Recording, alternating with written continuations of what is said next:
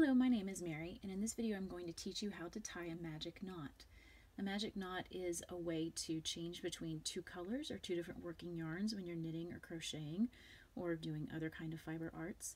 Magic knots are fairly sturdy, so they should stay put in your knitting, and they're very easy to do and aren't that visible in the finished project. So here's how you do it. We're going to take our two colors or our two different working yarns. Of course, you don't have to use this for when you're changing colors. If you just work from the end of one yarn and you need to tie on the next beginning yarn because you've run out. But I'll show you here in two different colors because it's easier to see that way. You're going to take one of your yarns and you are going to basically tie a knot, okay? So all you're doing is tying a knot in the yarn. The trick is that you're going to be doing it around the other yarn. So I've got the other yarn here, and I'm just going to tie a knot only with my red yarn. I'm not messing with the blue yarn at all. It just happens to be in the center of that circle. So you see that there? Okay. Now I'm going to do the same thing with the blue yarn around the red yarn. So I come here, I go around the red yarn, and using just the blue, I tie a simple knot. Now, I've got my two loops, each one around the other. I'm going to go ahead, pull it tight, and this is what it should look like. You've got sort of this hole in the middle and each knot here. Now, here's the fun part and the magic part.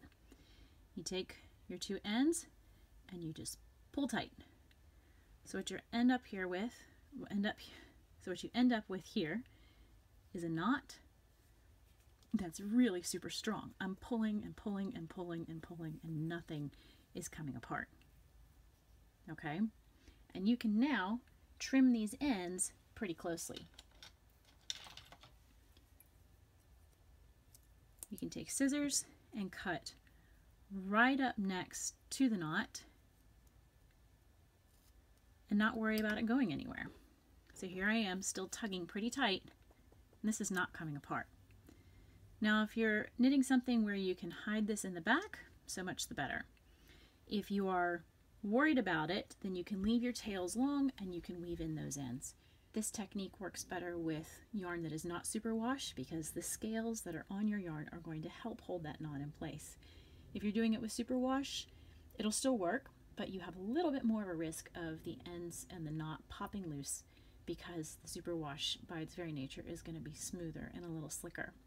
If that worries you, don't cut off the tail like I did, leave it a little long and weave in your ends.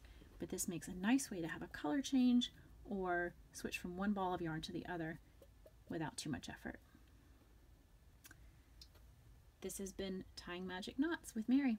Thank you very much.